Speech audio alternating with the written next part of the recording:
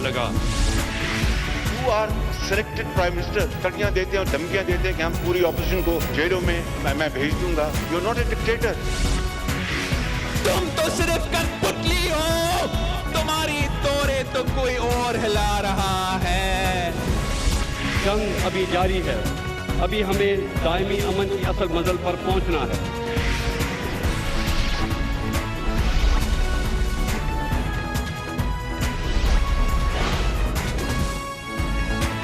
आप देख रहे हैं खबरों, तबसरों और तज्जियात पर मबनी पाकिस्तान का सबसे मोतबर न्यूज शो दुनिया, कामरान खान के साथ।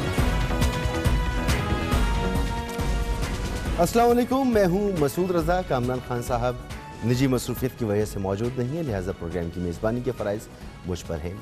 आज पाकिस्तानी तारीख़ का एक अहम दिन है जब फाटा कहलाने वाली साबिक़ कबायली एजेंसियों में पाकिस्तानी कानून के तहत बाकायदा सिविल कोर्ट्स ने काम शुरू कर दिया है और सिविल अदालतों ने साबिक़ पॉलिटिकल इंतज़ामिया के सामने ज़ेर इल्तिवा हज़ारों मुकदमात की समाअत शुरू कर दी है। सातों कबायली अजला के लिए 60 डिस्ट्रिक्ट एंड सेशन जजेस समेत मजमूई तौर पर 28 अदालती अफसरान तैनात किए गए हैं, जिनमें 7 सीनियर सिविल जज और 14 एडिशनल डिस्ट्रिक्ट एंड सेशन जजेस और दीगर क्लरिकल अमला शामिल हैं। Registrar Peshawar high court Khwaja Waziuddin के मुताबिक नए अजला में अदालती सहूलियात की फराहमी तक फ़िलहाल सिविल अदालतें कबायली इलाकों से सेटल्ड इलाकों में काम शुरू करेंगी, बाद में उन्हें मुताल्लिक़ा कबायली अजला में मुंतकिल कर दिया जाएगा। क़याम पाकिस्तान से विफाक के ज़रिए इंतज़ाम ये कबायली इलाके रहे। इन 7 एजेंसियों को फाटा के नाम से पुकारा जाता था, जिनमें बाजोड़, मोहम्मद, खैबर, औरंगज़ई, कुरम, जनूबी वज़ीरिस्तान और शुमाली वज़ीरिस्तान शामिल थे। लेकिन अब इन एजेंसियों को खैबर पख्तूनख्वा की अजला की हैसियत देकर पॉलिटिकल एजेंट की जगह डिप्टी कमिश्नर तैनात कर दिए गए हैं। नए कबायली अजला के हवाले से खैबर पख्तूनख्वा ने एक और अहम फैसला ये भी किया है कि साबिक़ फाटा में अमन व अमान के लिए काम करने वाली खासादार फोर्स और नेवीज़ को पुलिसिंग के इख्तियारात दे दिए जाएंगे। इस मकसद के लिए 2 ऑर्डिनेंस मंजूरी के लिए गवर्नर शाह फरमान को भेज दिए गए हैं, जिनके बाद ये दोनों फोर्सेस खैबर पख्तूनख्वा हुकूमत के मातहत काम करेंगी। फाटा में दहाइयों से governor general of India Lord Curzon का 1901 में बनाया गया FCR और फ्रंटियर क्राइम रेगुलेशन नाफिज था, जिसके तहत इज्तिमाई जिम्मेदारी कानून के तहत एक फ़र्द के जुर्म की सज़ा पूरे कबीले को दी जाती थी, जबकि अमन व अमान की जिम्मेदारी पुलिस की जगह नीम फौजी इदारों और FC और कबायली तर्ज के खासादार फोर्स के हवाले थी। कौमी असम्बली और सेनेट ने 10 माह कबल फाटा को ख़त्म करके खैबर पख्तूनख्वा में ज़म करने का बिल 2/3 अक्सरियत से मंजूर किया था, जिसके बाद 1 माह कबल वज़ीर आला खैबर पख्तूनख्वा महमूद खान ने 7 नए अजला में सिविल और सेशन कोर्ट्स के क़याम की बाकायदा मंजूरी दी थी। बहुत अहम दिन है, बहुत अहम पेशरफ्त है फाटा के इंज़माम के हवाले से। इसी पर बात करेंगे। हमारे साथ मौजूद है सीनियर सहाफ़ी और तजज़ियाकार जनाब रहीमुल्लाह यूसुफ़ज़ई साहब। रहीमुल्लाह साहब, बहुत बहुत शुक्रिया वक्त देने के लिए। सबसे पहले तो ये बताएं कि साल हा साल से बल्कि तकरीबन 100 साल से ज़ायद अरसा वहाँ पर जो निज़ाम रहा अब उसका ख़ात्मा हो रहा है। वहाँ के अवाम के लिए इंसाफ और जदीद तकाज़ों के मुताबिक इंसाफ की नई राहें खुल रही हैं, लोग वेलकम कर रहे हैं वहाँ पर इस इक़दाम को। देखें, ये 117 साल FCR का कानून नाफिज रहा, उसको ख़त्म कर दिया गया, एक नया कानून आया है, नई अदालतें बनी हैं, तो ये बहुत ही बड़ा और अहम इक़दाम है, ये एक इनकलाबी इक़दाम है। और इसमें यह है कि चूँकि लोग पुराने निज़ाम से आशना थे, उसके आदी हो चुके थे, तो वो अभी मुंतज़िर हैं कि नया निज़ाम कैसा होगा, इसको अभी वो आज़माएंगे, उसके बाद मेरे ख़्याल में वो फ़ैसला करेंगे। पुराने निज़ाम में सारे इख्तियारात जो थे वो पॉलिटिकल एजेंट के पास थे, और अभी नए निज़ाम में पॉलिटिकल एजेंट या जो अभी डिप्टी कमिश्नर बन गया है, उसके इख्तियारात जो हैं वो ले लिए गए हैं। अदालतें जो होंगी वो जिस तरह पूरे पाकिस्तान में काम कर रही हैं इस तरह काम करेंगी, और पेशावर हाई कोर्ट और सुप्रीम कोर्ट का दायरा कार साबका कबायली इलाके तक जो है उसको तोसी दे दी गई है। मैं समझता हूँ कि ये पहला बड़ा कदम है इंज़माम के बाद कि वहाँ पर पाकिस्तानी कवानीन नाफिज किए जाएँ اور وہاں پہ عدالتیں قائم کی جائیں۔ اس کے لیے جو بجٹ بنا تھا وہ تقریباً 14 ارب روپے کا تھا۔ سب سے بڑا جو مسئلہ اس وقت ہے وہ وسائل کی کمی ہے، اور جو وعدے ہوئے تھے قبائلی عوام سے، جو فاٹا ریفارمز کمیٹی نے سفارشات کی تھیں، تو وہ 90 سے لے کر 100 ارب روپے سالانہ 10 سال تک فاٹا کو خصوصی فنڈ دینے کی بات ہوئی تھی۔ تو کہ اگر کم ہوئے، روزگار کے ذرائع پیدا کیے گئے، کاروبار کے موقع ان کیے گئے، ان کو فائدہ کریں گے۔ لیکن اگر وہ سارے کام نہیں ہوئے، صرف قوانین نافذ ہو گئے، یا کچھ وہاں پہ جو جس طرح ANF کا قانون ہے منشیات کے خلاف، یا کسٹم ڈیوٹی ہے جس کے لیے 5 سال کی چھوٹ دی گئی ہے، اگر اس طرح کے قوانین نافذ ہو جائیں اور وہاں ترقیاتی کام نہ ہوں، عوام کی بہتری کے لیے اقدامات نہ ہوں، تو پھر میرے خیال میں وہاں پر مایوسی ہوگی۔ تو اس وقت ایک گم و گو کی کیفیت ہے، لوگ منتظر ہیں۔ رحم اللہ صاحب، میں انتظامی معاملات پر تو آتا ہوں، لیکن ایک بڑا ہمیں کلیئر سا جواب چاہیے۔ قبائلی علاقوں کے لیے بالکل ایک نیا نظام ہے، تو اس نظام کو وہ کیسے قبول کر رہے ہیں؟ کیونکہ ان کے ہاں تو ایک طویل عرصے سے ایک پرانا نظام ہے، کوئی 117 سال سے FCR کا قانون تھا، تو یہ نیا نظام ان کے لیے قابل قبول بھی ہے؟ دیکھیں نا، پہلے تو وہاں جرگے ہوتے تھے جو کہ پولیٹیکل ایجنٹ کے حکم سے بنتے تھے، اور اس کے بارے میں لوگوں کی بڑی شکایات تھیں کہ جرگہ کے اراکین جو ہیں ان میں سے کافی جو ہیں وہ پیسہ لے کر کام کرتے ہیں، اور وہاں پہ رشوت کا کاروبار گرم کافی ہو رہا ہے۔ اب یہ ہوگا کہ ابھی وکلاء ہوں گے اور ان کو لوگ فیس دیں گے، اور وہ ان کا مقدمہ بہتر طور پر لڑیں گے، اور جو جج ہیں وہ قانون کے مطابق فیصلے کریں گے۔ تو میرے خیال میں اس سے کافی بہتری آ سکتی ہے۔ اور لوگ کہتے ہیں کہ جو پہلے ہم پیسے جو ہم رقوم جرگہ کے اراکین کو دے رہے تھے، وہی ابھی رقوم ہم وکلاء کو دیں گے، اور وہ ہمارا مقدمہ اچھی طرح لڑیں گے۔ مگر ایک بہت امپورٹنٹ چیز تو یہ بھی ہے کہ اب FCR کا قانون کے خاتمے کے بعد لیویز اور خاصہ دار فورس کو پولیسنگ کے اختیارات دیے جائیں گے، تو وہ ٹریننگ ان کی کہاں ہوگی؟ اگر کیونکہ انہوں نے کبھی پولیسنگ تو نہیں کی ہے، یہ تو بالکل دوسرے نظام میں رہتے تھے، تو اس حوالے سے بہت زبردست قسم کے وسائل بھی چاہیے ہوں گے، وہ اویلیبل ہو رہے ہیں؟ دیکھیں، اس کے اوپر کافی بحث ہوئی ہے، اختلاف رائے بھی سامنے آیا۔ یہ کہا گیا کہ ان میں سے جو خاصہ دار ہیں وہ تو بالکل ہی ایک ارریگولر فورس ہے، اس میں کوئی ڈسپلن بھی نہیں ہے، تو انہیں کیسے ڈسپلن کا پابند بنائیں گے؟ اور ان میں سے کافی بوڑھے لوگ ہیں، کچھ مر چکے ہیں، کسی کا بیٹا ہے، کسی کا بھائی ہے، تو ان کی تربیت کیسے ہوگی؟ جو لیویز فورس ہے وہ ذرا بہتر ہے، لیکن ان کو بھی کافی تربیت درکار ہے۔ میرے خیال میں یہ جو فیصلہ ہوا ہے ابھی کہ ان کو جو ہے یہی جو اختیارات ہیں پولیس کے، وہ ان کو دیے جائیں گے، اور پولیس کو بھی فاٹا میں تعینات کیا جائے گا۔ اس کی مزاحمت ہو رہی ہے، وہاں پہ لوگ سمجھتے ہیں کہ پولیس کا نظام بہتر نہیں ہے، وہاں تو عدالتوں کی بھی مخالفت ہوئی ہے، لیکن یہ ہے کہ ابھی کارکردگی پر منحصر ہے۔ اگر عدالتوں کی کارکردگی بہتر ہے، عوام کو انصاف ملتا ہے، بر وقت ملتا ہے، اور اگر وہاں پہ یہ لیویز اور خاصہ دار کی کارکردگی بہتر ہوتی ہے اور پولیس کا نظام بھی وہاں پہ نافذ ہوتا ہے، تو پھر میرے خیال میں لوگ بڑے خوش ہوں گے، اور وہ چاہیں گے کہ ان کو بھی پاکستان کے عوام کی طرح حقوق حاصل ہوں۔ پہلے ان کو یہ حقوق حاصل نہیں تھے۔ ٹھیک، یعنی سب سے اہم بات یہ ہے کہ صرف قوانین نہیں بلکہ عملی طور پر لوگوں کو فرق نظر آنا چاہیے۔ اگر یہ فرق نظر نہیں آتا تو پھر ان اقدامات کی کوئی خاص اہمیت نہیں ہے۔ جی یقیناً یہی میرے خیال میں حقیقت ہے، کیونکہ دیکھیں نا، وہاں پہ تو ایک نظام رہا اور اس کے تحت لوگ عادی ہو گئے تھے۔ پھر یہ ہوا کہ فاٹا کے لوگ پورے پاکستان میں بکھر گئے روزگار کے لیے، تعلیم کے لیے، اور کافی فاٹا کے لوگ جو ہیں وہ दूसरे मुल्कों में रोज़गार के लिए गए, तो वो उनको पता है कि फाटा के बाहर क्या कवानीन हैं, किस तरह पुलिस काम करती है, किस तरह अदालत काम करती है। ऐसा नहीं है कि उनको वाकफियत नहीं है, लेकिन अपने इलाकों में उनके यहाँ कुछ और कवानीन थे और अभी वो कानून बदल गया है।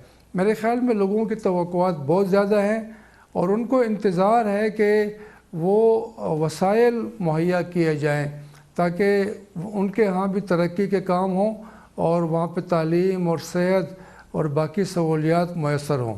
बहुत बहुत शुक्रिया आपका रहीमुल्लाह यूसुफजई साहब, गुफ्तगू आपने सुनी। बहुत अहम और बहुत तारीख़ी दिन है, लेकिन ये इसका नतीजा, इसका मुस्बत नतीजा उसी वक्त निकलेगा जब हमारे पास भरपूर वसाइल होंगे। फाटा के अंदर जिस निज़ाम को वहाँ पर राइज किया जा रहा है वो निज़ाम लोगों को डिलीवर करके दिखाएगा। एक ब्रेक लेंगे और ब्रेक के बाद बात करेंगे इथोपियन एयरलाइन के क्रैश की, जिसमें बोइंग जहाज़ था जो तबाह हुआ और बोइंग जहाज़ का ये 5 माह में दूसरा सानहा है। बहुत अहम बात है, ये जहाज़ की सेफ्टी और कारकर्दगी के हवाले से इसको एक बार फिर देखना होगा, जांचना होगा। बात करते हैं एक ब्रेक के बाद।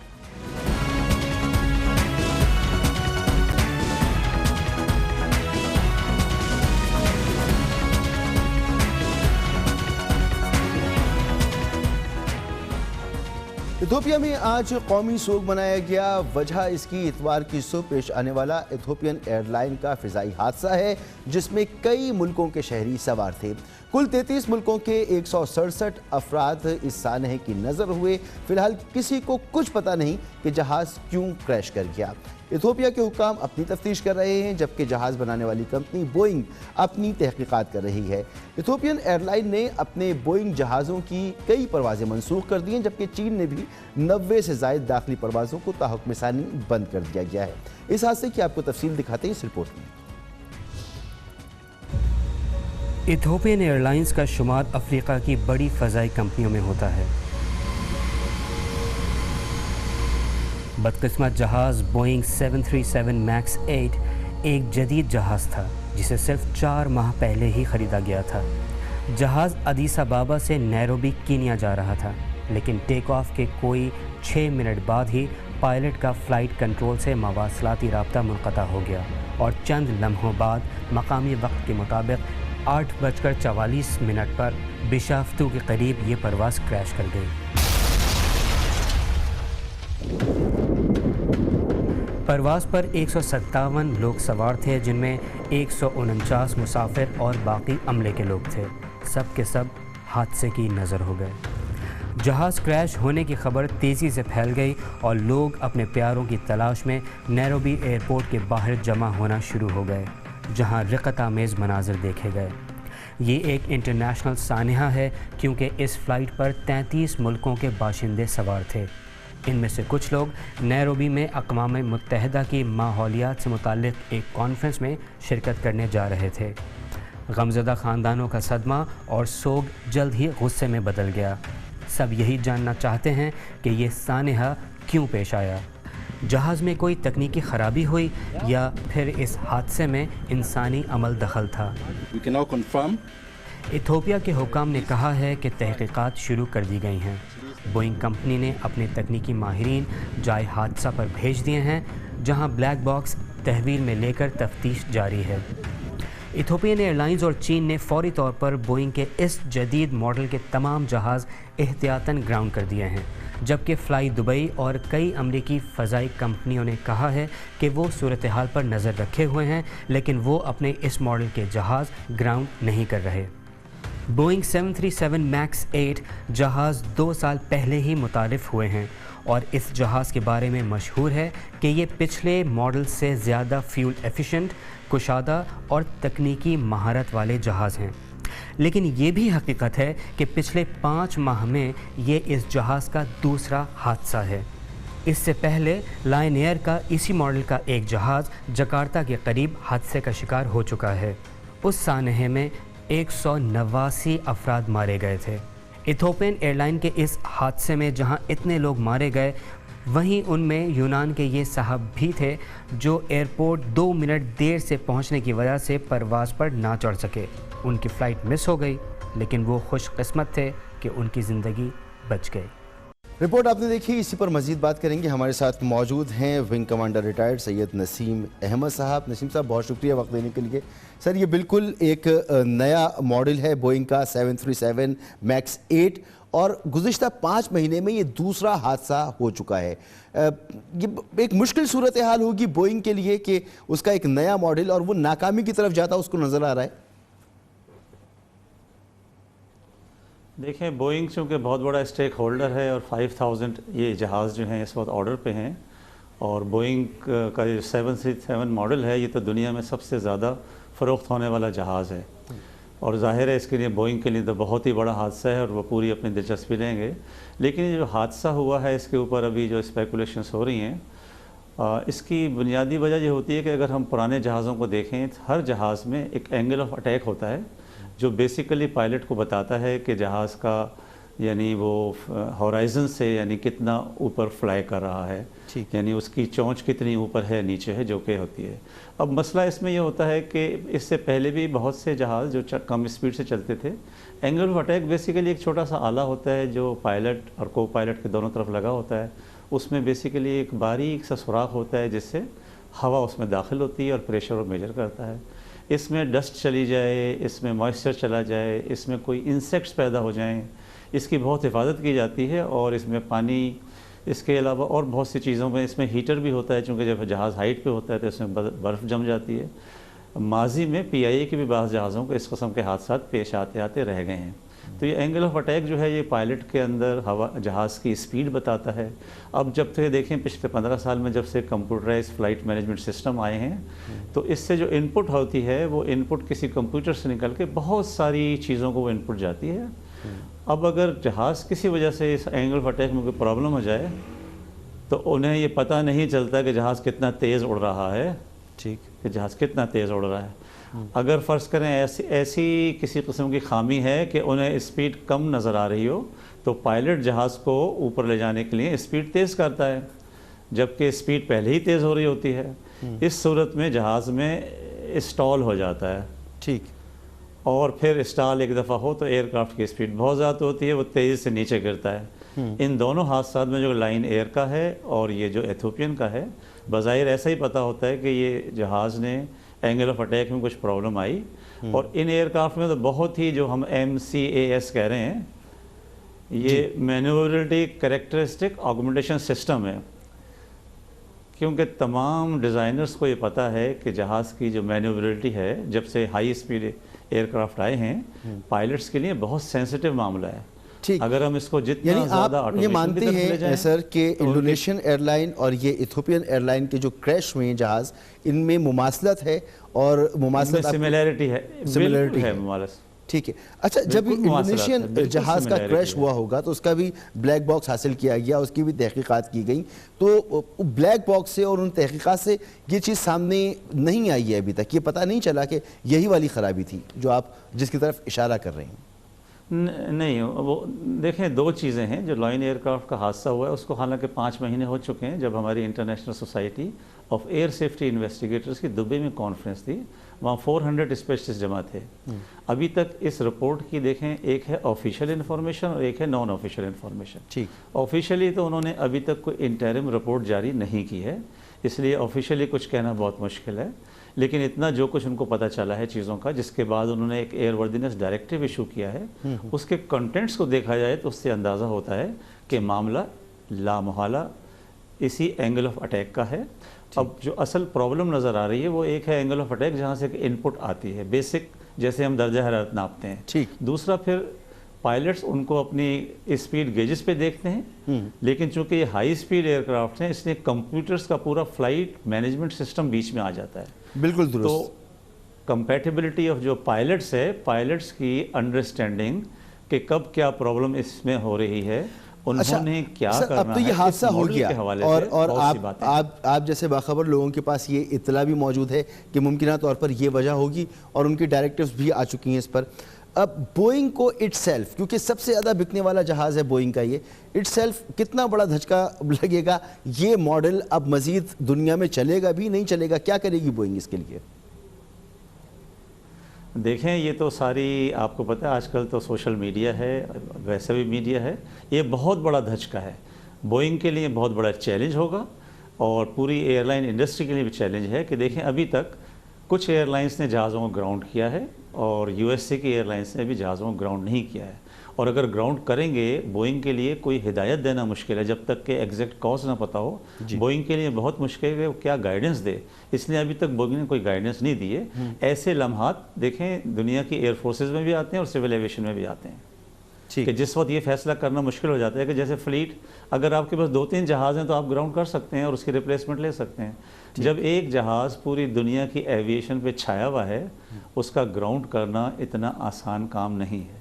ठीक, बहुत बहुत शुक्रिया आपका wing commander retired Syed Naseem Ahmad साहब। गुफ्तगू आपने सुनी। यहाँ पर एक ब्रेक लेते हैं और ब्रेक के बाद प्रोग्राम को आगे बढ़ाते हैं।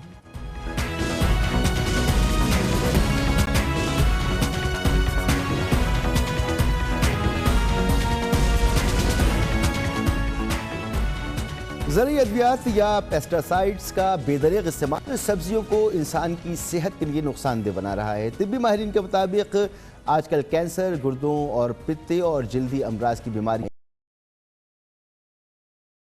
सब्जियों का मेयार चेक करने का कोई सरकारी निज़ाम मौजूद नहीं है। इसलिए दुनिया भर में ज़राअत को तरक्की देने के लिए ऑर्गेनिक एंड सस्टेनेबल फार्मिंग के लिए कोशिशें हो रही हैं, लेकिन हमारी ज़राअत और हमारा काश्तकार खेती बाड़ी के जदीद तरीक़ों से दूर नज़र आता है। आपको ये रिपोर्ट दिखाते हैं।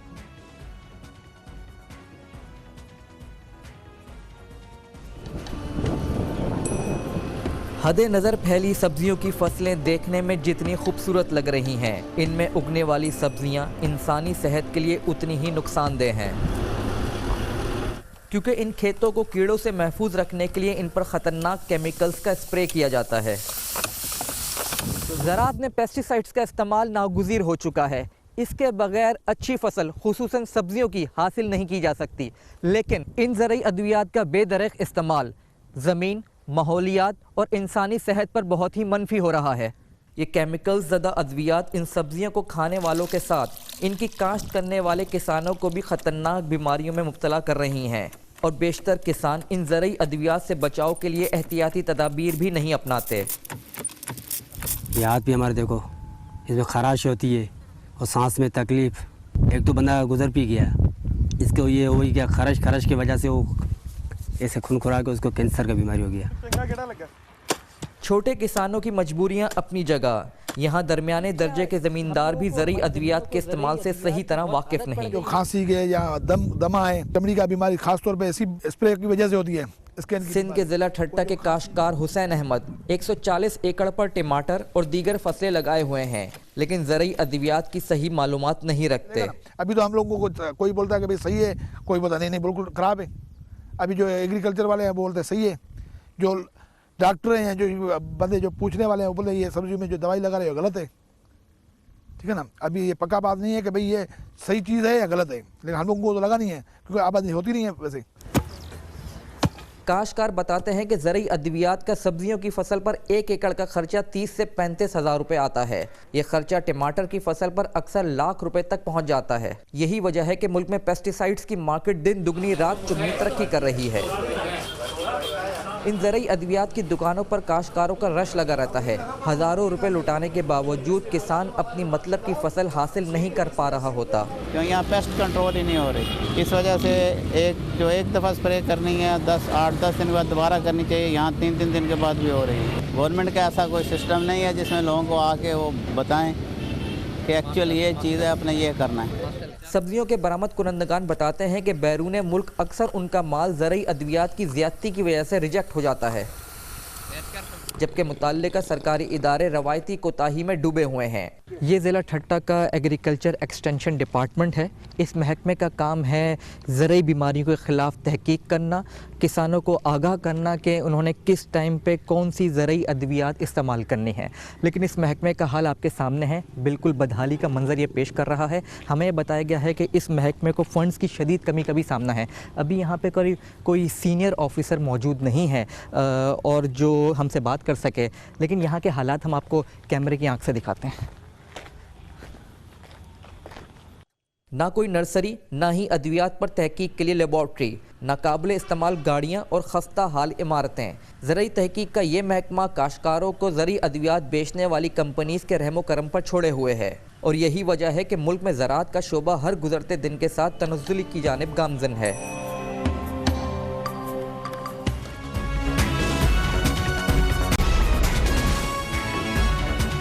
आप देख रहे हैं खबरों, तबसरों और तज्जियात पर मबनी पाकिस्तान का सबसे मोतबर न्यूज शो दुनिया, कामरान खान के साथ।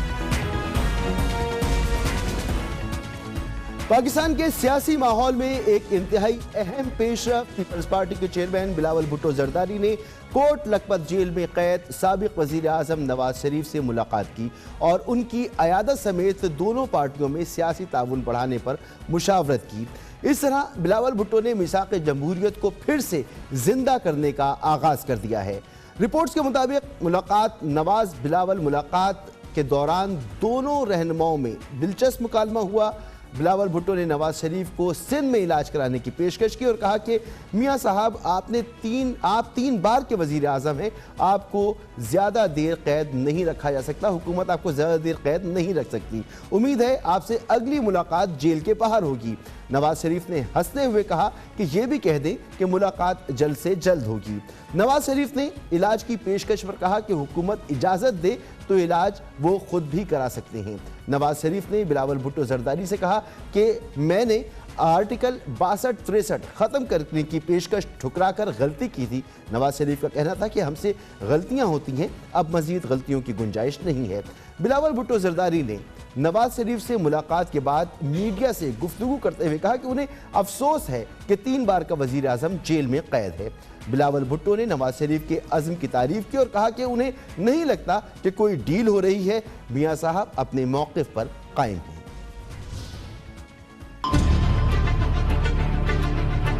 मैंने मियाँ साहब की तबीयत पूछने के लिए पहुंचा था। उनकी बेटी की तरफ से काफ़ी कंसर्निंग स्टेटमेंट्स भी आए थे। मुझे काफ़ी दुख हो रहा था कि एक आदमी जो कि इस मुल्क का 3 बार वज़ीर आज़म रहा है, आज कोट लखपत जेल में सज़ा भुगत रहा है। और मुझे बहुत अफसोस लगा जब मैं मियाँ साहब से मिला। मियाँ साहब काफ़ी बीमार लग रहा था। हमारे हुक्मरान को भी पहले इंसान होने चाहिए और फिर हुक्मरान। किसी के साथ भी इस किस्म की नाइंसाफ़ी नहीं होना चाहिए, किसी की बेइज्जती नहीं होनी चाहिए। हुक्मरान हुकूमत का फ़र्ज़ है कि वो बेस्ट ट्रीटमेंट फरहम करें। ख़ास तौर पे अगर कोई एक दिल का मर्ज़ हो, आप उसको ज़्यादा स्ट्रेस में डाल के तो इलाज नहीं कर सकते। ये एक किस्म की तशद्दुद है। बिलावल भुट्टो ने कहा कि हम मिसाक़ जमहूरियत का दायरा दीगर सियासी जमातों तक बढ़ाने पर इत्तेफाक कर रहे हैं। इस पर इत्तेफाक हुआ है। ये जो दायरा है वो दीगर पार्टियों तक भी बढ़ेगा। और बिलावल भुट्टो का ये भी कहना था कि शहबाज शरीफ और दीगर कायदीन से राब्ते होते रहते हैं, मरियम नवाज से मिलकर खुशी होगी। हमने थोड़ा चार्टर डेमोक्रेसी पे भी वहाँ बात किया था। पाकिस्तान पीपल्स पार्टी ये सोच रखती है कि हमें चार्टर ऑफ डेमोक्रेसी को री एम्फसाइज करना चाहिए। आज के पाकिस्तान की जो सियासी मुश्किलात है, आज के निज़ाम में जो कमज़ोरियाँ हैं, उन पे भी बात करना चाहिए, उनका हल भी निकालना चाहिए। और सारी सियासी जमात, चाहे वो नून लीग के हो, पीपल्स पार्टी के हो, हम दूसरे जो जमहूरियत पसंद सियासी जमातें हैं उनसे भी बात करें। जो कंस्ट्रक्टिव इनपुट दे सकते हैं उनसे हम ज़रूर रब्ता करेंगे। जहाँ तक अलायंस की बात है, पार्लियामान में बाकी अपोजिशन पार्टीज़ ने तो तय किया है कि हम पार्लियामान में तो जहाँ तक इंसानी हकूक़ की बात है, जहाँ तक मुआशी हकूक़ की बात है, जहाँ तक हमारे जमहूरी हकूक़ की बात है, वहाँ हम कॉम्प्रोमाइज़ करने के लिए तैयार नहीं हैं। शहबाज शरीफ साहब और बाकी जो नून लीग की क़यादत है उनसे तो रब्ता होता रहता है, लेकिन एट द राइट टाइम और if it's appropriate I be happy to meet with Maryam Nawaz. आपका हो गया। मुस्लिम लीग नून के कायद मियाँ नवाज शरीफ और पीपल्स पार्टी की चेयरपर्सन बेनज़ीर भुट्टो ने 14 मई 2006 को लंदन में मिसाक़ जमहूरियत पर दस्तखत किए थे, जिसके तहत आमरीत के हिमायत ना करने और एक दूसरे की हुकूमतें ना गिराने का मुआहदा किया गया था। बिलावल भुट्टो ने पिछले हफ्ते नवाज शरीफ जो जेल में मौजूद थे, जेल में बीमार हो गए थे, उनकी अदालत पर ट्वीट करके उनका इलाज कराने का मुतालबा भी किया था। बिलावल का कहना था कि साबिक वज़ीर आज़म नवाज शरीफ के साथ हुकूमत के गैर इंसानी रवैये का सुनकर बहुत अफसोस हुआ। नवाज शरीफ का फौरी तौर पर बाइज्जत तरीके से मुनासिब इलाज कराया जाए। आसिफ अली जरदारी और बिलावल भुट्टो ने बेगम कुलसूम नवाज की वफ़ात के बाद पिछले साल सितंबर में जाती उम्रा जाकर मियां नवाज शरीफ से ज़ाती तौर पर ताज़ियत की थी, जबकि दिसंबर 2007 में बेनज़ीर भुट्टो की शहादत पर मियां नवाज शरीफ एक वफ़द के हमरा आसिफ अली जरदारी की से ताज़ियत के लिए नोडेर हो गए थे। It is not a sad day, it is a darkest, gloomiest day in the history of this country. Something unthinkable has happened. I can't believe it. I simply cannot believe it.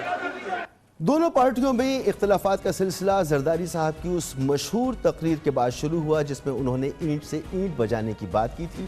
16 जून 2015 को उस तकरीर के अगले ही रोज़ उस वक्त के वज़ीर आज़म मियां नवाज शरीफ ने प्राइम मिनिस्टर हाउस में आसिफ अली जरदारी के एजाज़ में रखा गया ज़ोहराना मनसूख कर दिया था। लेकिन अब बिलावल ने मुस्लिम लीग नून से नए सियासी राब्तों की शुरुआत कर दी है और अब इस पर मज़ीद बात करेंगे। हमारे साथ मौजूद हैं आरिफ निज़ामी साहब, सीनियर एनालिस्ट। बहुत बहुत शुक्रिया आरिफ निज़ामी साहब। सर, ये फरमाएं कि आज की मुलाकात को हम ये कह सकते हैं कि ये एक सिर्फ अयादत की मुलाकात नहीं थी बल्कि इसके सियासी महरिकात भी थे। ये ज़ाहिर है कि 1 घंटे ज़्यादा की मुलाकात में उन्होंने मौसम तो डिस्कस नहीं किया। दोनों जो पाकिस्तान की चोटी की 2 सियासी जमातें उनके रहनुमा हैं, अगरचे टेक्निकली मियां नवाज शरीफ का आदम है लेकिन वही मुस्लिम लीग नून के रूह रवा हैं। और इसमें COD की भी बात हुई है, जैसे कि वो तो बिलावल साहब ने ख़ुद कहा है। मेरा ख़्याल है कि इसके बाद मज़ीद जो ताउन है इन दोनों जमातों के दरमियान वो बढ़ेगा। ठीक, और ये ताउन किस तरह का हो सकता है? क्या ये पार्लियामेंट के अंदर ही होगा, जैसे माजी में बात होती रही है कि हम जो भी जद्दोजहद करेंगे पार्लियामेंट के अंदर करेंगे, या COD की बहाली के साथ साथ ये जमातें पार्लियामेंट के बाहर भी अब मुतहरिक नज़र आएंगी? हाँ, मेरा ख़्याल है ये पार्लियामेंट के अंदर ही तालमेल मज़ीद बढ़ेगा और ये अपने आप को इस पोजीशन में रखेंगे कि अगर ऐसी सूरत हाल बनती है कि सड़कों पे आना पड़े तो शायद वो तैयार भी हो जाएं। लेकिन इस वक्त दोनों पार्टियां जो हैं लगता है कि एक हद से ज़्यादा इस्टेब्लिशमेंट को नाराज़ नहीं करना चाहती। और क्योंकि इमरान खान साहब के बारे में तारीख़ तासर ये है कि वो इस वक्त भरपूर तरीके से इस्टेब्लिशमेंट के एक किस्म के नुमाइंदा हैं बतौर वज़ीर आज़म, तो उस तरह वो नहीं करेंगे। बल्कि मेरा ख़्याल है कि दोनों पार्टियों का ये तज्ज़िया है कि जो इक़्तिसादी और गवर्नेंस की सूरत हाल है उसमें ये ज़्यादा देर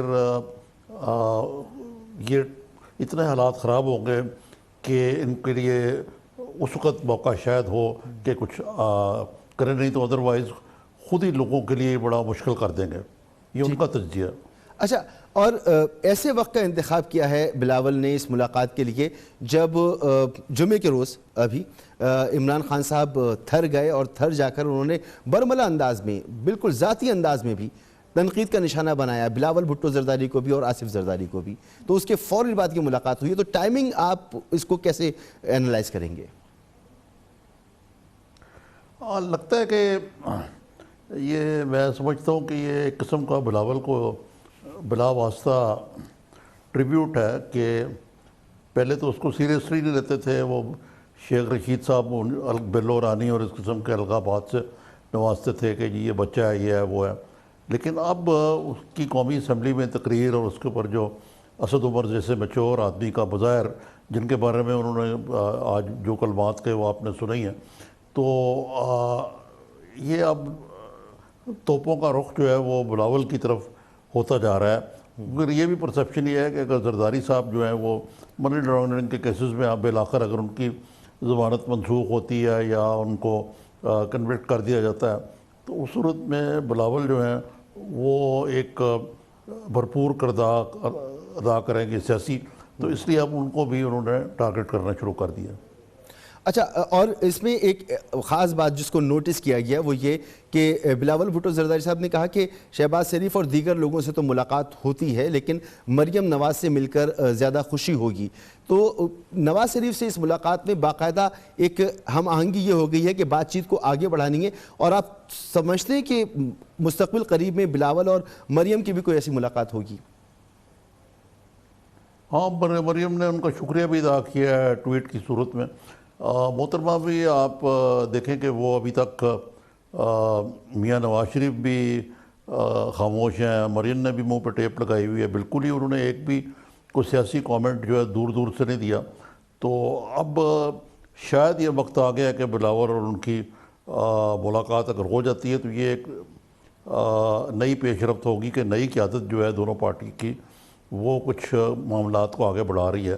لیکن فی الحال لگتا یہی ہے کہ انہوں نے یہ چیزیں ریزرو میں رکھی ہوئی ہیں.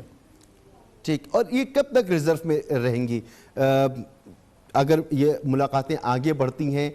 پارلیمنٹ کے اندر تو ویسے بھی ایک دوسرے کو سپورٹ کر رہی ہے پیپلز پارٹی اور نون لیگ. اس ملاقات کے بعد اور مزید ملاقاتیں ہوتی ہیں تو ہم کیسے یہ کہہ سکتے ہیں کہ یہ معاملہ صرف پارلیمنٹ کے اندر ہی رہے گا؟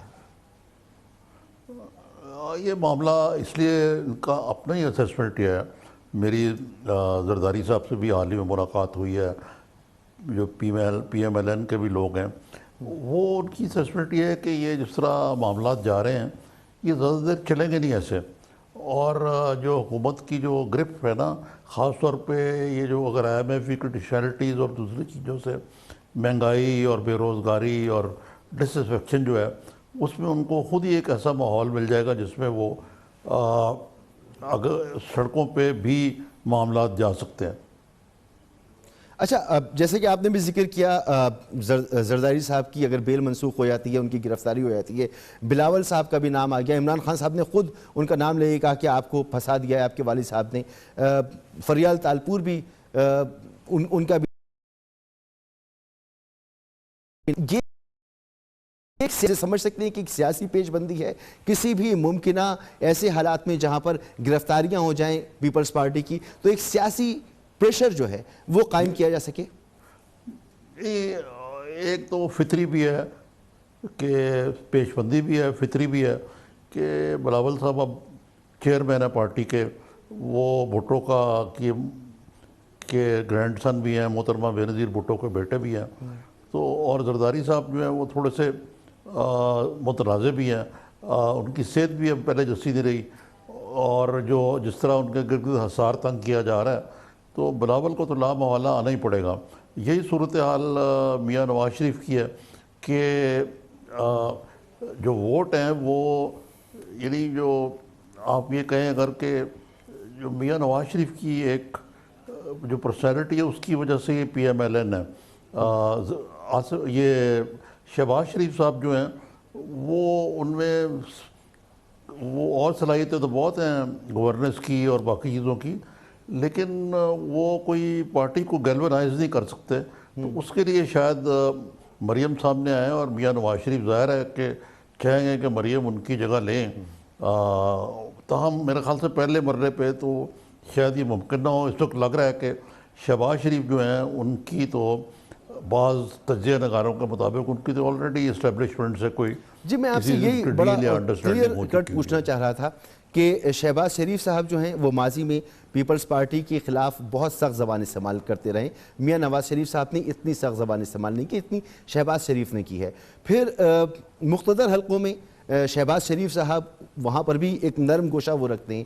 بلاول اور شہباز شریف ان کا ملنا اور ان کا ساتھ چلنا کیا یہ آسان ہو سکتا ہے؟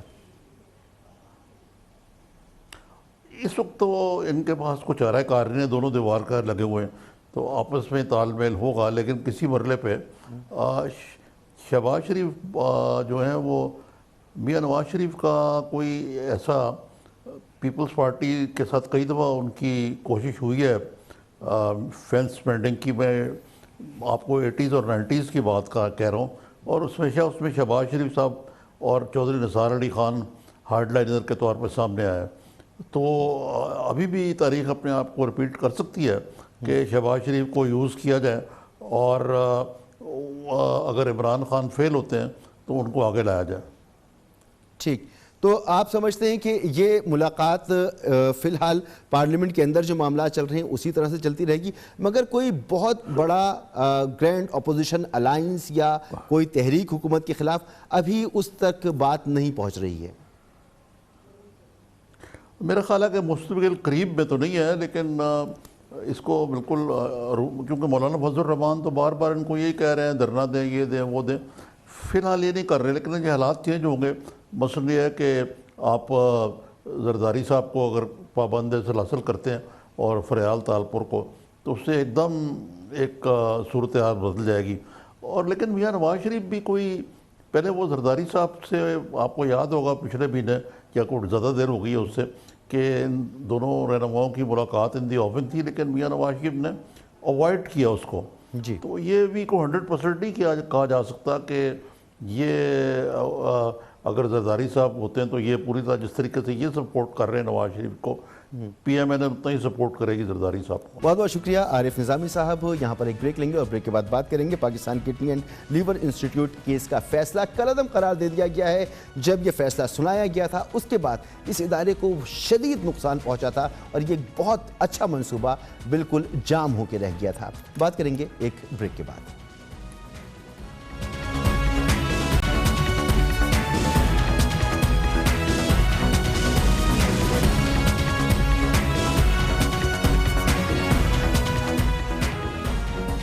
سابق چیف جسٹس میاں ثاقب نثار کی جانب سے بنی گالہ اور گرینڈ حیات ریگولرائزیشن کیس کی طرح کئی دیگر مقدمات ہمارے نظام انصاف پر ایک بوجھ ثابت ہو رہے ہیں اور عدلیہ کے ادارے کو مشکلات میں ڈال رہے ہیں. ایسا ہی ایک مقدمہ Pakistan kidney and liver institute کا کیس بھی ہے, جس میں سپریم کورٹ کے 3 رکنی بینچ نے سابق چیف جسٹس میاں ثاقب نثار کے عبوری احکامات کو اب کالعدم قرار دے دیا ہے. جسٹس منظور ملک کی سربراہی میں جسٹس منصور علی شاہ اور جسٹس یحییٰ آفریدی پر مشتمل بینچ نے پی کے ایل آئی کے سربراہ پروفیسر ڈاکٹر سعید اختر اور دیگر اسٹاف کی تنخواہوں, مبینہ کرپشن کی انکوائریوں اور پی کے ایل آئی کی ایڈ ہاک کمیٹی سے متعلق سابق چیف جسٹس میاں ثاقب نثار کے احکامات منسوخ کر دیے ہیں. نظام انصاف میں کسی عدالتی فیصلے کا معطل ہونا یا کالعدم قرار دیے جانا آئینی اور فوجداری نظام قانون میں ایک معمولی سی بات ہے, لیکن Pakistan kidney and liver institute کا کیس, اس حوالے سے بعض ایسے معروضات بھی ہمارے سامنے موجود ہیں جنہوں نے یہ واضح کر دیا ہے کہ سابق چیف جسٹس میاں ثاقب نثار نے اسپتالوں پر چھاپے مار کر اور ڈاکٹرز کی تنخواہوں میں غیر ضروری دلچسپی لے کر دراصل فریضہ انصاف سے ناانصافی کی ہے. ماہر قانون اور کالم نویس بابر ستار نے اخبار دی نیوز میں ان پہلوؤں کو اجاگر کیا ہے جن سے ثابت ہوتا ہے کہ پی کے ایل آئی اسپتال کے خلاف سابق چیف جسٹس میاں ثاقب نثار کے ایکشن میں ان کے بھائی ڈاکٹر ساجد کا اہم کردار تھا. بابر ستار نے اپنے آرٹیکل میں کیا لکھا ہے, آئیے آپ کو دکھاتے ہیں. بابر ستار لکھتے ہیں کہ ڈاکٹر سعید اختر کے مطابق 11 مارچ 2018 وہ بدقسمت دن تھا جب ایک مشترکہ دوست کے ذریعے ان کی سابق چیف جسٹس ثاقب نثار سے ملاقات ہوئی تھی, جس کے بعد چیف جسٹس نے ڈاکٹر سعید اختر کو اہلیہ سمیت اپنے گھر مدعو کیا.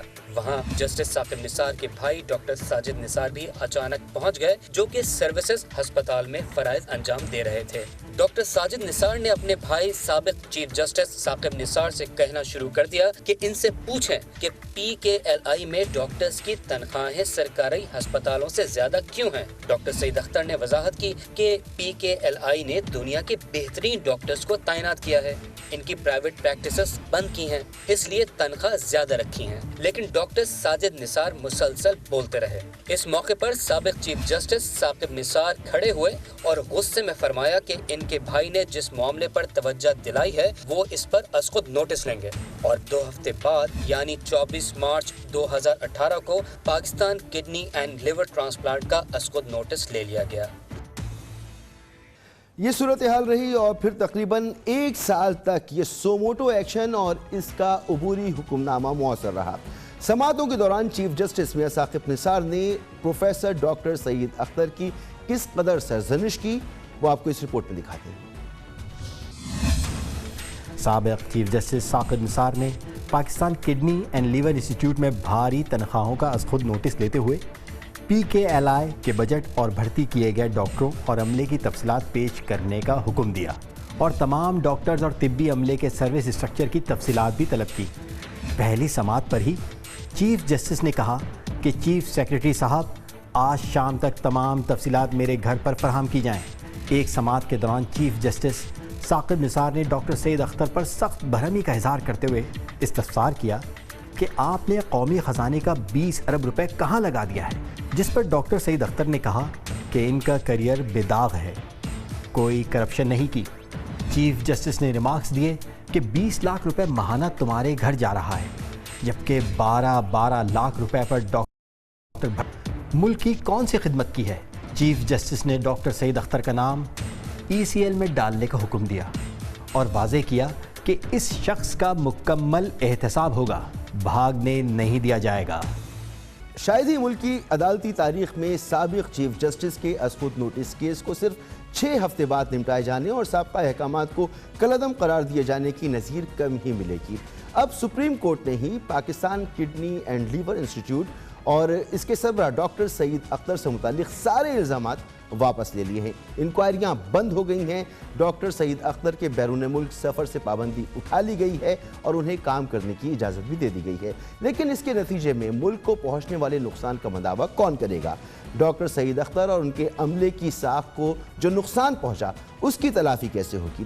سوال تو یہ اٹھ رہے ہیں کہ دیگر از خود نوٹس کا بھی جائزہ لینا چاہیے، ساتھ ہی عوام کو یہ بھی امید ہے کہ الحمدللہ ہماری عدلیہ جہاں ضروری سمجھے گی انصاف کے تقاضوں کو ضرور پورا کرے گی۔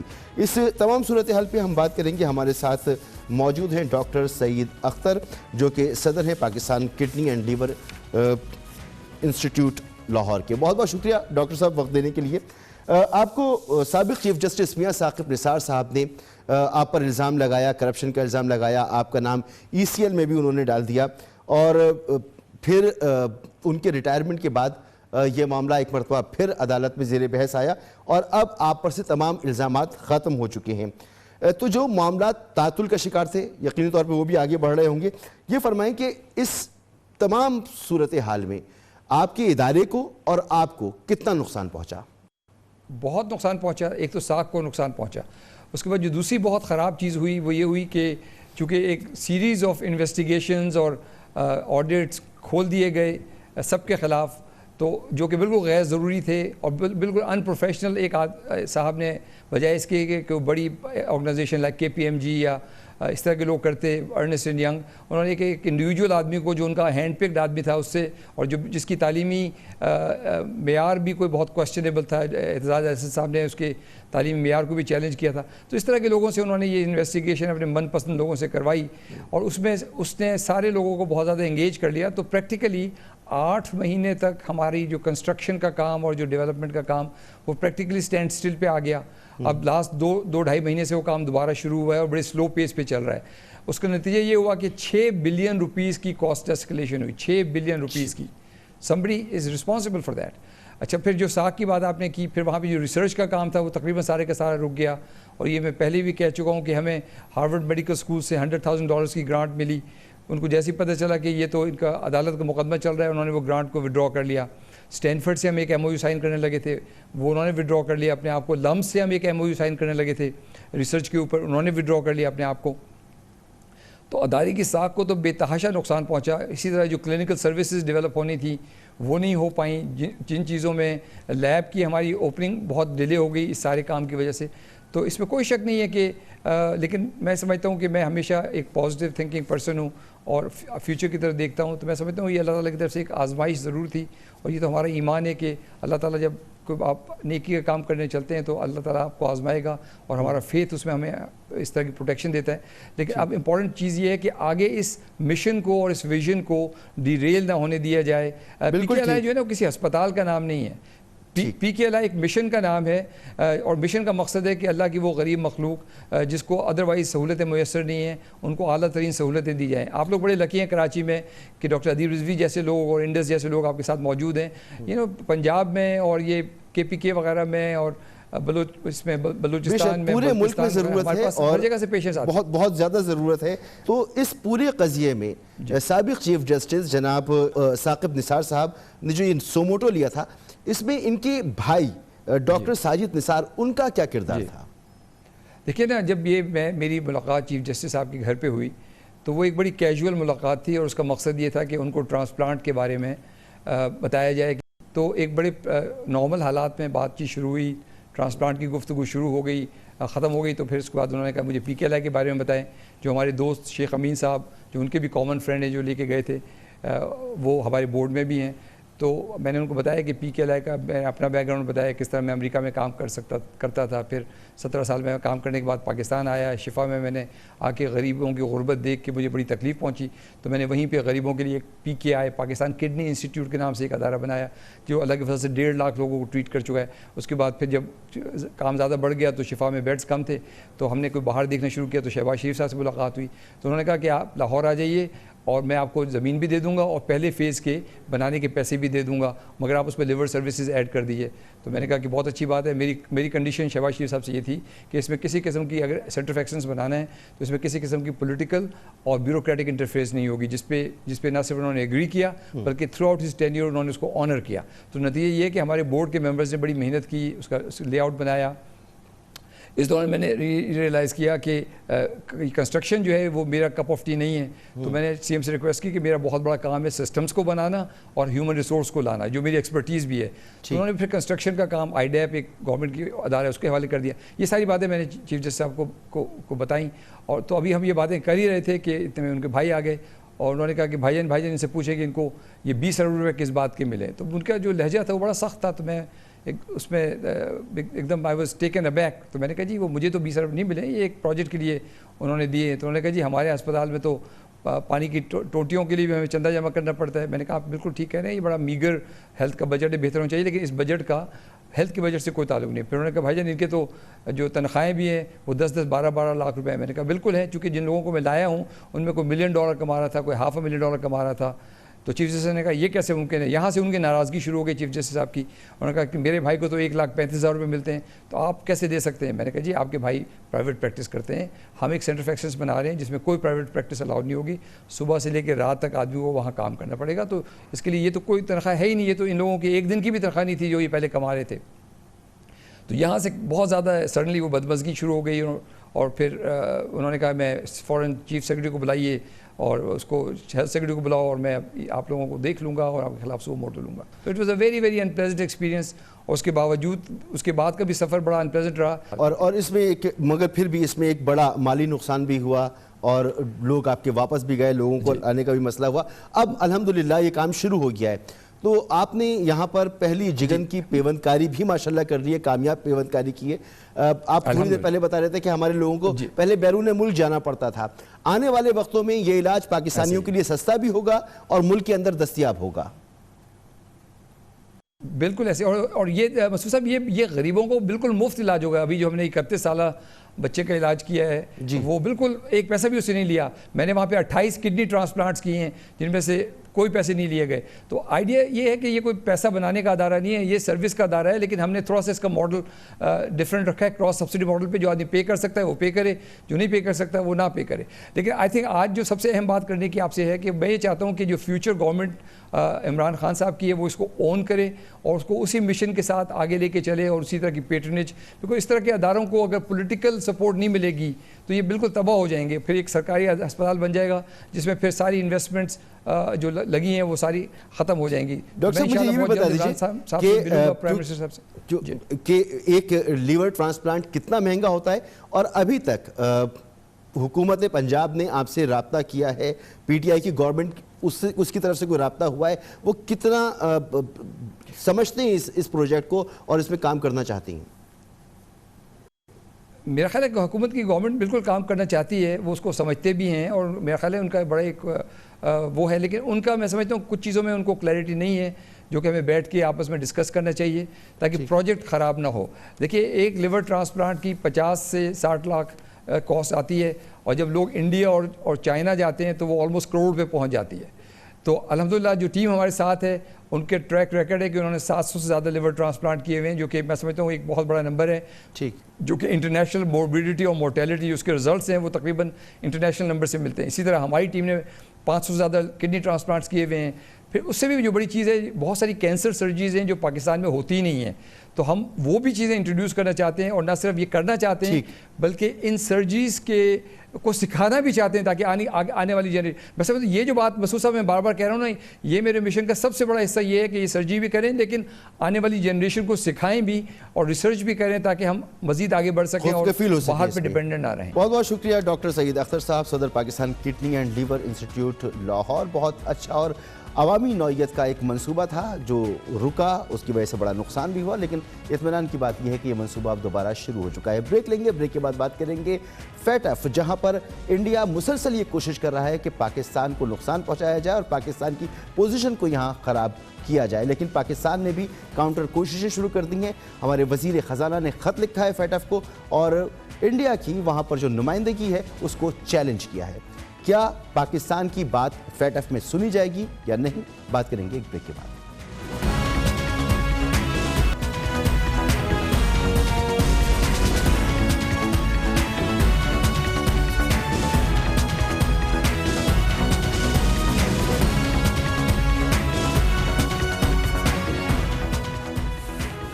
دفاعی اور سفارتی محاذ پر ناکامی کے بعد مودی سرکار معاشی محاذ پر پاکستان کی راہ میں روڑے اٹکانے کی روش پر گامزن ہے. بھارت کی بھرپور کوشش ہے کہ ایف اے ٹی ایف سے پاکستان کو بلیک لسٹ میں شامل کرایا جائے یا کم از کم ایف اے ٹی ایف کے پلیٹ فارم سے پاکستان کو ہر ممکن دشواریوں کا سامنا کرنا پڑے. اس سلسلے میں بھارت مختلف کمپنیوں کے ذریعے ایف اے ٹی ایف میں لابنگ کر رہا ہے. پاکستان نے بھارت کو ایشیا پیسیفک گروپ کی شریک چیئرمین شپ سے ہٹانے کا مطالبہ کیا ہے. فائنینشل ایکشن ٹاسک فورس کے صدر کو لکھے گئے خط میں وفاقی وزیر خزانہ اسد عمر نے مطالبہ کیا ہے کہ فیٹ ایف کے جائزہ اجلاس کو شفاف، غیر جانبدارانہ اور بامقصد بنانے کے لیے ایشیا پیسیفک جوائنٹ گروپ کی شریک سربراہ کی حیثیت سے کسی اور رکن کا تقرر کیا جائے. یہ ہماری کنسرن تھی اور بڑی لیجیٹمیٹ کنسرن ہے. مطلب جو انہوں نے جس طریقے سے لابنگ کی ہے وہاں پر جا کے، ہمارے پاس تو ایک ہفتے پہلے جو ہے بورڈ میٹنگ سے فون کال آنی شروع ہو گئی تھی کہ وہ انڈیویجول کمپنیز کو جا کے لابی کر رہے ہیں، کہہ رہے ہیں جی پاکستان کو فوری طور پہ بلیک لسٹ کرو. پھر کہیں بھی رولز کے اندر یہ کوئی کانسیپٹ نہیں ہے، ایک رپورٹ ہوتی ہے کہ انڈیویجول ہر ملک اپنی اپنی رپورٹ ہے. انڈیا نے الگ سے اپنی ایک رپورٹ دی. اس کے بعد سیاسی تقریریں وہاں پہ ہو رہی ہیں، پولیٹیکل پلیٹ فارم کے لیے اس کو یوز کرے، تو انہوں نے ابیوز کیا فیٹ ایف کے پروسیس کو. تو پاکستان کی یہ بالکل جائز مطالبہ ہے کہ انڈیا کو پوچر کی پوزیشن سے ہٹایا جائے. ایف اے ٹی ایف کا اگلا اجلاس مئی یا جون میں ممکنہ طور پر کولمبو میں ہونے والا ہے. دلچسپ بات یہ ہے کہ بھارت کی تمام تر مخالفتوں کے باوجود پاکستان پیرس میں ہونے والے گزشتہ جائزہ اجلاس میں کامیاب رہا تھا اور پاکستان کے اقدامات پر اعتماد کا اظہار کیا گیا تھا اور مئی تک پاکستان کو مزید قابل بھروسہ اقدامات کی مہلت دی گئی تھی. وزیر خزانہ اسد عمر نے اپنے خط میں ایف اے ٹی ایف کے سربراہ کو باور کرایا ہے کہ بھارت کی پاکستان دشمنی کسی سے پوشیدہ نہیں. انہوں نے بھارتی وزیر خزانہ ارون جیٹلی کے پاکستان کو عالمی سطح پر تنہا کرنے کی کوششوں سے متعلق بیان کا بھی حوالہ دیا ہے اور اس میں بتایا گیا ہے کہ بھارتی وزیر خارجہ ہر وہ قدم اٹھانے کی کوشش کر رہے ہیں، ان کی وزارت خارجہ ہر وہ قدم اٹھانے کی کوشش کر رہی ہے جس کے ذریعے پاکستان کو بین الاقوامی برادری میں تنہا کر دیا جائے. The Ministry of External Affairs will initiate all possible steps, and I'm here referring to all possible diplomatic steps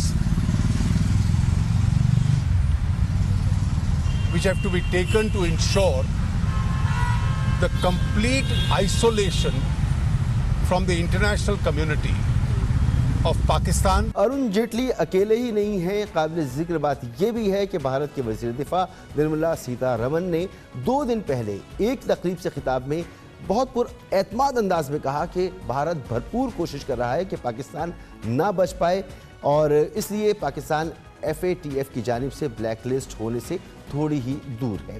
F A T F کے پاس کسی ملک پر معاشی پابندی عائد کرنے کا اختیار نہیں ہے، لیکن یہ ادارہ دہشت گردوں کی مالی معاونت نہ روکنے والے ممالک کی گرے اور بلیک واچ لسٹ بناتا ہے جو عالمی مالیاتی اداروں، ورلڈ بینک اور بین الاقوامی بینکوں کے فیصلوں پر اثر انداز ہو سکتی ہے. اس لیے Pakistan F A T F کو مطمئن کرنے کی ہر ممکن کوشش کر رہا ہے اور تمام اقدامات اٹھا رہا ہے. ایف اے ٹی ایف نے 15 پوائنٹس کی نشاندہی کی ہے جن کے 3 بنیادی نکات کرنسی کی اسمگلنگ، منی لانڈرنگ اور کالعدم تنظیموں کی فنڈنگ یہ 3 نکات ہیں ان کے. اور لیکن پاکستان نے فائنینشیل ایکشن ٹاسک فورس کو مطمئن کرنے کی جو اپنی حتمی رپورٹ ہے اس کی اور بھرپور اس کے لیے جو اقدامات کیے ہیں جنہیں ایشیا پیسیفک گروپ میں اب وہ پیش بھی کرے گا, اور پاکستان بہت پر امید ہے کہ وہ اس تمام معاملے سے کلیئر بھی ہو جائے گا. جو پاکستان کی کوششیں ہیں خاص طور پہ انڈیا کے حوالے سے کتنی کارگر ثابت ہوں گی, سینئر صحافی شہباز رانا ہمارے ساتھ موجود ہیں. بہت بہت شکریہ شہباز رانا صاحب. وزیر خزانہ اسد عمر نے FATF کے سربراہ کو خط لکھا ہے کہ ایشیا پیسیفک گروپ کے بھارتی سربراہ پاکستان سے متعلق متعصب ہیں اور اس فورم کو بھارت اپنے سیاسی مقاصد کے لیے استعمال کر رہا ہے اور لابنگ کر رہا ہے, لہٰذا انہیں عہدے سے ہٹایا جائے تاکہ FATF کا ریویو پروسیس شفاف اور غیر جانبدار اور بامقصد ہو سکے. کیا FATF کے پاس پاکستان کی اس شکایت پر ایکشن لینے کا کوئی طریقہ کار موجود ہے یا وہ ایکشن لے سکتا ہے پاکستان کی اس درخواست پر؟ اس میں تھوڑا سا میں بیک گراؤنڈ بتا دوں آپ کو. جب نریندر مودی کی جب سے حکومت آئی ہے تو انہوں نے یہ کیمپین لانچ کی ہوئی ہے پاکستان کو اکنامکلی بلیڈ کرنے کی. اسی کیمپین کا ایک حصہ تھا کہ انہوں نے انڈس بیسن ٹریٹی کو ریویو کرنے کی بات کی, اور باقی جو ہمارے مسائل تھے انڈس بیسن ٹریٹی کے حوالے سے اس کے اوپر انڈیا جو ہے وہ کوآپریٹ نہیں کر رہا, اور دونوں ممالک میں ایک تناؤ کی سی ایک کیفیت رہی ہے. دوسرا اس میں اب اسی کیمپین کا ایک ان کا حصہ تھا کہ جنوری اور فروری 2018 میں جب پاکستان کو گرے لسٹ میں ڈالنے کا FATF نے فیصلہ کیا تھا تو یہ جو موو بھی تھی وہ انڈیا نے چلائی تھی, اور اس کا جو اس کو سپورٹ ملی تھی وہ امریکہ سے اور دوسری مغربی ممالک ہیں ان سے ان کو سپورٹ ملی تھی. تو اسی وجہ سے ہی یہ پاکستان کو سارے مسائل کا سامنا کرنا پڑ رہا ہے.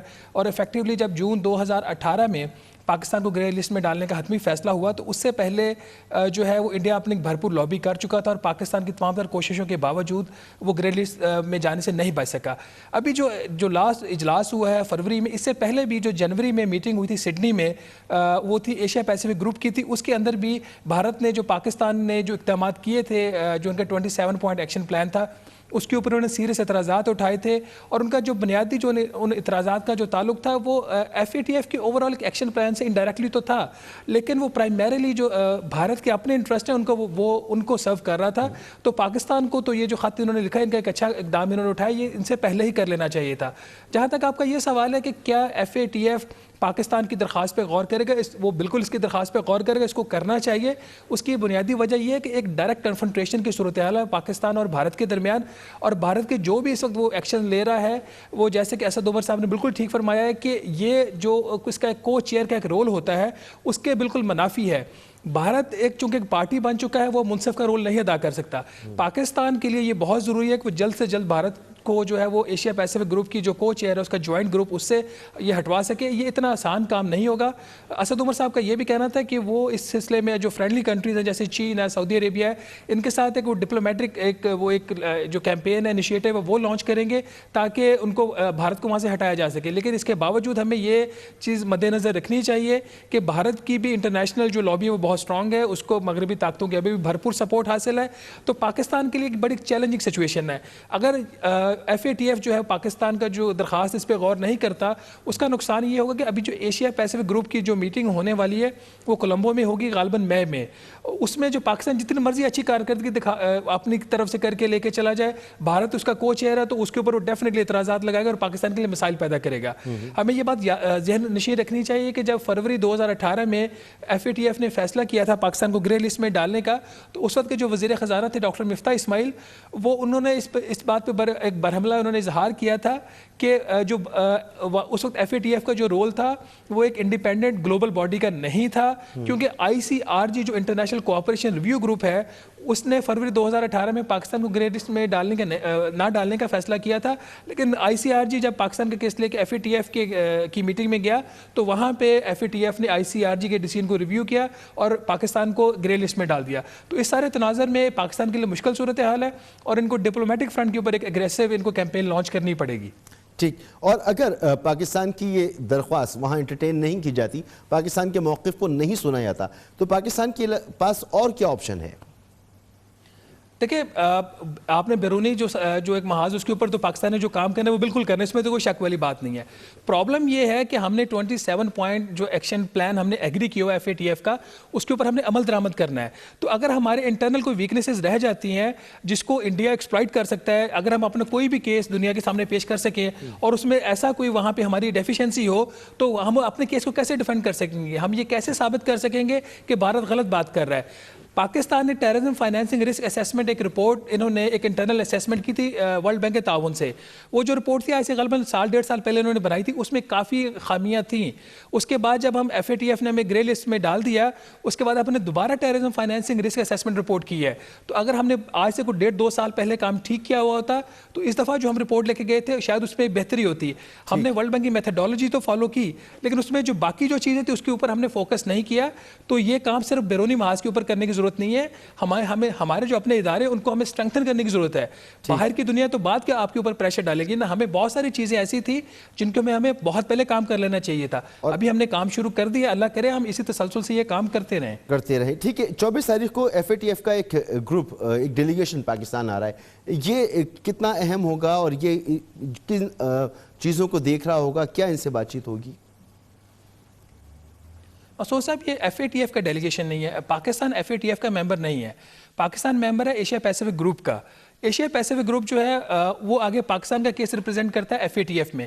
تو یہ APG کا ایک جوائنٹ گروپ آ رہا ہے. اس کا یہ جو فیس ٹو فیس جو ملاقاتیں ہوں گی یہ بہت اہم پاکستان کے لیے یہ میٹنگ ہے. ان میٹنگز جتنی بھی اس وزٹ کے دوران ہوں گی اس میں پاکستان کو اپنا جو کیس ہے بھرپور طریقے سے پیش کرنا ہے. اور پاکستان کو جو بنیادی کام اس وقت کرنے والا ہے، انہوں نے جو بھی ابھی تک ایکشنز لیے ہیں اس کی انہوں نے ڈلیوری اس کو بتانی ہے. ہمارے ماضی میں بدقسمتی سے ہم نے جو بھی کام کیا ہم اس کو بہتر طریقے سے پیش بھی نہیں کر سکے. تو ہمارے جتنے بھی ادارے ہیں، چاہے وہ وفاقی ہیں چاہے وہ صوبائی ہیں، ان کو اپنی انٹرنل میٹنگز کرنی چاہیے، ان کو ہوم ورک کرنا چاہیے. ہماری جو انسٹیٹیوشنل کیپیسٹی کے ایشوز ہیں ان کو ہمیں ریزالو کرنا ہے، اور ہمیں ایک ون پلیٹ فارم کے اوپر بغیر اس تقسیم میں جائے ہو کہ یہ صوبے کا کام ہے یا وفاق کا کام ہے یا یہ نیکٹا کا کام ہے یا FMU کا کام ہے. ہمیں جلد سے جلد ان ساری خامیوں کو دور کر کے ایک مربوط ایک اپنا جو ہے وہ اپنا ان کو ڈیفینس پیش کرنا پڑے گا. ادروائز ہمارے لیے بڑی مشکلات پیش ہو سکتی ہے. شہباز رانا صاحب، 24 مارچ کو FATF ایشیا پیسیفک گروپ کا ایک وفد پاکستان آ رہا ہے. 26 مارچ تک وہ رہے گا، 2 دن پاکستان میں وہ رہے گا.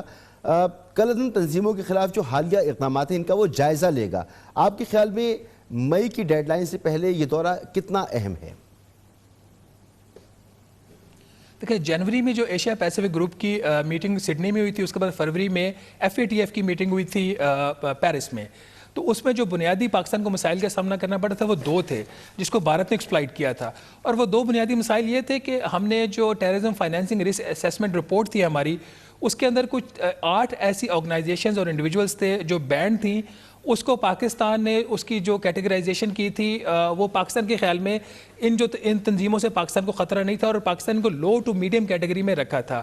جبکہ بھارت کا یہ خیال تھا اور باقی جو مغربی ممالک تھے ان کا یہ خیال تھا یہ جو آرگنائزیشن ہے ہو سکتا ہے پاکستان کو ان سے کوئی خطرہ کس قسم کے خطرات نہ ہوں، لیکن جو دوسرے ممالک ہیں جیسے بھارت ہے، جیسے پلوامہ کا واقعہ ہوا تھا، تو ان کو تو خطرات ہیں. تو پاکستان کے لیے جو سب سے بڑا چیلنج تھا اس کو ان کی کیٹیگرائزیشن کو چینج کرنا تھا، ان کی رینکنگ کو میڈیم سے ہائی کیٹیگری میں لے کے جانا تھا. جیسا ابھی آپ نے اشارہ دیا ہے کہ ہم وہ کام کر چکے ہیں. ابھی ہم نے ان کو یہ چیزیں کنوے کرنی ہے اور کہ ہم یہ کام کر چکے ہیں. ان ٹیررسٹ آرگنائزیشن سو کالڈ جو ہیں یا جو ایسی جو پروسکرائبڈ آرگنائزیشن ہے جن کو ہم پاکستان پہلے ہی بین کر چکا ہے، ان کی جو ہم نے رینکنگ ہے وہ بھی جو FATF کے جو تحفظات تھے جس کے پیچھے بھارت ہی بنیادی طور پر کام کر رہا تھا اس کے مطابق ہمیں کر دیا. تو ہمیں ان کو یہ کنونس کرنا ہے. اس کے علاوہ جو ہمارے کچھ ایشوز ہیں وہ بارڈر کے اوپر جو کیش کوریئرز ہیں، جو کرنسی کی اسمگلنگ ہوتی ہے خاص طور پر جو ہمارے مغربی بارڈرز ہیں اس کے اوپر بھی کچھ تحفظات تھے. ان تحفظات کو بھی دور کرنے کی ضرورت ہے کہ جو کیش کوریئرز ہیں ان کے مسائل کو حل کرنے کے لیے جو اسٹیٹ بینک آف پاکستان ہے وہ یا دوسرے ہمارے جو بینکنگ سسٹمز کے پرابلمز ہیں اور جو نان بینکنگ سیکٹر کے پرابلمز ہیں جو ریلیٹ کرتے ہیں securities and exchange commission of Pakistan کے ساتھ، ان کنسرنز کو ایڈریس کرنے کے لیے جو پاکستان اقدامات لیے ان کے اوپر ان کو بریف کیا جائے گا اور جو ان کے کنسرنز ان کو ایڈریس کرنے کی کوشش کی جائے گی. بہت بہت شکریہ آپ کا شہباز رانا صاحب. گفتگو آپ نے سنی، اسی کے ساتھ پروگرام کا وقت ختم ہوتا ہے. اجازت دیجیے، اللہ حافظ.